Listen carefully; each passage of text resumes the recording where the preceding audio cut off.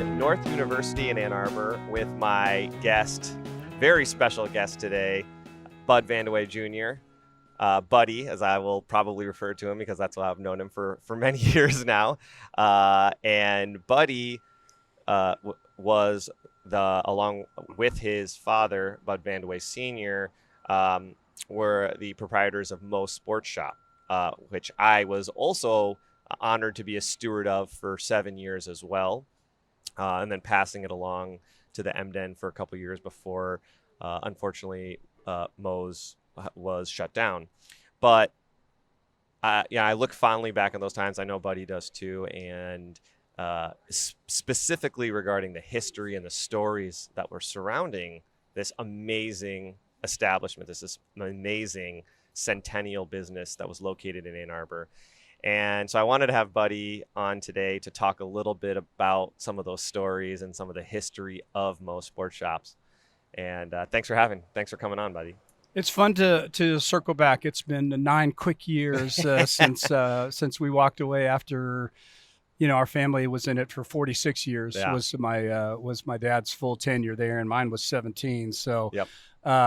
Yeah, along with a short stint as the head varsity women's basketball coach. Yep, right? yep. Right? That was a stop prior to, yeah. But it's a pretty special time in my life here. So it's nice to reconnect to it. It's amazing how you can go that many years of being involved in something, and then it's in a place in town that I don't need to come here very often. Right. And so when I do drive up here and you stand out in front of it, you kind of just stare at it and you go, wow, I was there for 17 years and grew up with that. Yeah. And it's similarly a feeling when I stare at Chrysler Arena because I had my time there, but it was 16 years total from being a JV player to a manager to a men's assistant coach and a women's coach. And you stare at it and you go, wow, I was there for a very long time. And then, anyways, that's awesome. No, 100%. It's exciting to revisit it because it's a wonderful time of life. And I think as we got to know each other and as when we took over from you, I think one of the things that made an impression on me the most was your respect for the history and your ability to tell the stories that made Moe's what it was. And for me, it was my duty to continue to do that. And as I was telling you earlier, is a little bit of the genesis of this podcast for me is that, my love of stories and history, especially of this town, this university and the people in it is why I'm, want to do this now. So some of those stories are cool and quirky for those of us in retail. We love those stories, but there were some very powerful, impactful stories. I was wondering if you could tell a few of them, starting with the Birthplace of Collegiate Apparel. Well, Champion Custom Products, as it's known now, was the classic, I suppose the word would be quintessential American company, right? This was Rochester, New York, athletic apparel, just the basic of the basics. And it was all American made, and sadly that tale has been told many times over about that changing. Right. But at that time, that it had its own rich tradition as an American athletic apparel provider. Well, they made a product back then. It was called the reverse weave sweatshirt. Mm-hmm. And basically it was like a double weight sweatshirt. Mm-hmm. And it became very, very popular with students here because it was the kind of thing that, believe it or not, especially women loved to wear it because it was like a big, almost over garment. Yeah. Right. So it was especially for cold Michigan winter. Oh yeah, absolutely. And it was the one that you'd see, big athletic football players wear, and it just had XXL on it, no name, no nothing, right? No anything other than the size it was. Zero, right? I mean, that's literally what we're talking about here, just this basic stuff. But that had a very cool appeal to it. Believe it or not, there was with my dad when he was here, he had a young lady that came from New York. She was just a young lady from New York, a student, but we all know that from a fashion sense, a lot of things come out of New York, and those kids that grow up there. And he would be the very first to make sure that you knew that that's where it came from. Mm-hmm. She just said one day, these sweatshirts are really cool. We should be doing more with these because they were at the time very expensive because there was a lot of thick material associated with these. She says, but hey, all my friends, we love these. We should put Michigan on this. And I kid you not, that's how it started for us here. Mm-hmm. It was like, well, sure, let's try some, because back then we had the heat transfers. Yeah.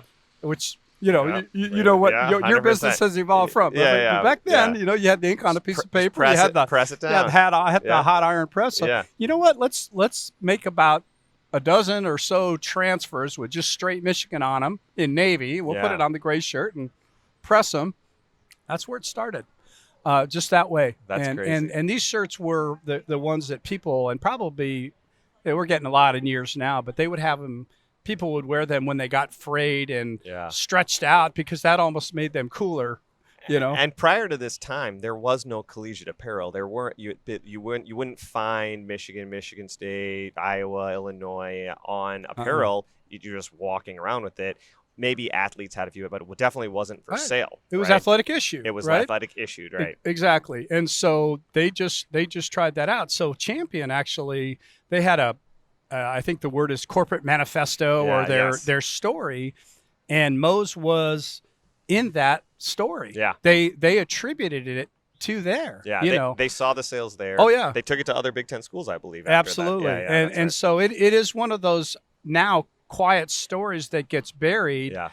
But right here, Yeah. and now you look at the industry that is, and it's astounding. Yeah. But I'm sure it was going to get there at some day. You know what I mean? 100%. It was going to get there, but at least we know now that we had an authentic piece of that heritage. It was going to get there, but it started here, and that's a testament to this town. It's a testament to U of M. Yeah. I mean, that's where this idea of like property of so-and-so athletics came, because it literally was the property of that. This wasn't like a cool slogan or saying, right? Yeah, right. So, I think that story it's one of the ones I love to trumpet from the rooftops. I love to tell that it started in Ann Arbor, and I love to say that it started at Moe's. Yeah, and it was a groundswell. It was a cool thing to wear, and there is other, and we talked a little about this earlier.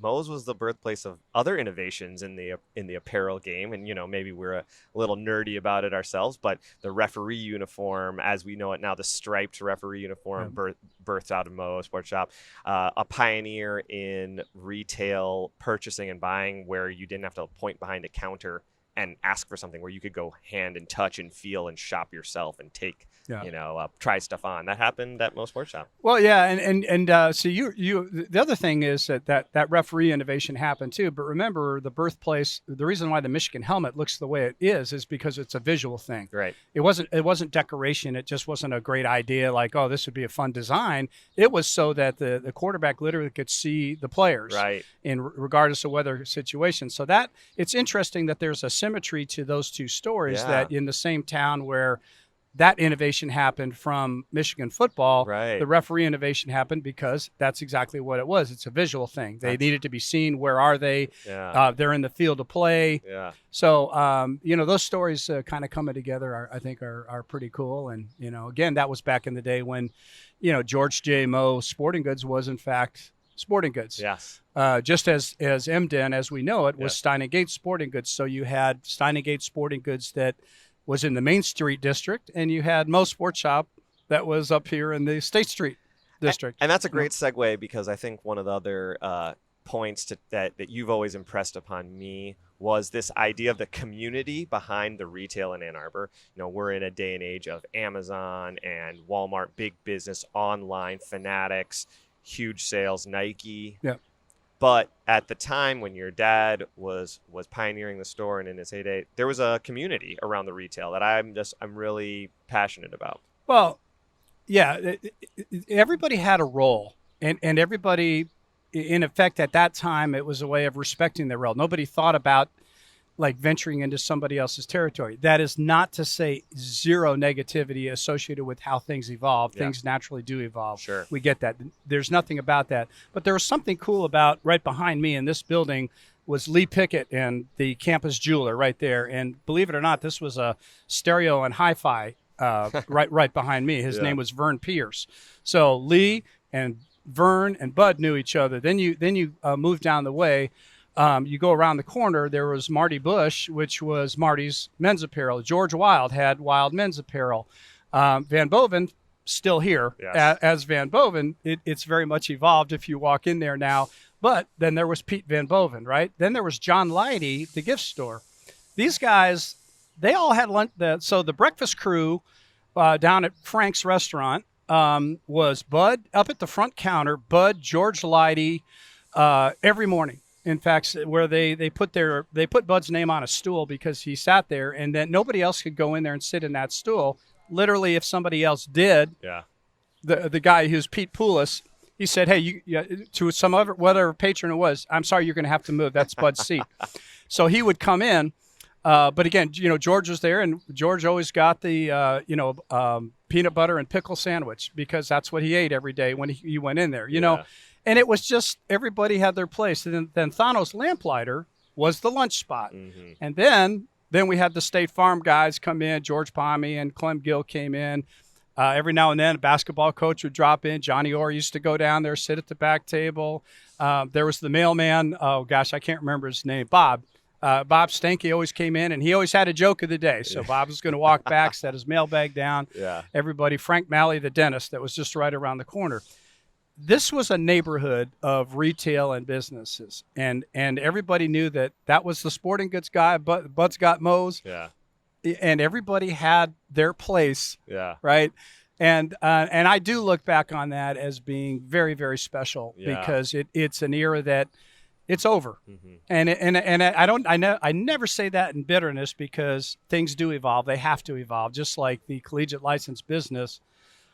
It absolutely exploded to where you experienced this. Moe's is 1,600 square feet. 1,600 square feet represents a section in the other stores. Absolutely. Right? Just simply a section now. You just simply could not, now there are so many products being made that there was no way that you could ever remain in that business with that. Anyways, as you can tell, I get really excited talking about all this because what's really great about the history we have is we had it. Right. Yep. And nobody can ever change that. And you were a part of an era that can never be repeated, and will not be repeated. And I think it's a romantic. I mean, we like to think back about that type of time when there were these retailers and they all knew each other, and there was they were all having lunch together, and it's shows like Mad Men, and they like bring that back. They bring that nostalgia back, and I do think to some degree. We have to know about it. That's why I love when you would tell me those stories, and why I want to retell those stories here. Just that they existed, they were there, and we can learn from them. It was like it was like Pleasantville, right? Yeah, exactly. The sun came up every day, and the guys came out, and we're sweeping out in front of our store. And by the way, there's Drake's there too, which I forgot about too, which is part Drake's and Moe's were kind of, brother sister businesses, and they were the candy shop, and they did coffee before coffee blew up. Right. Before there was coffee like we know it now.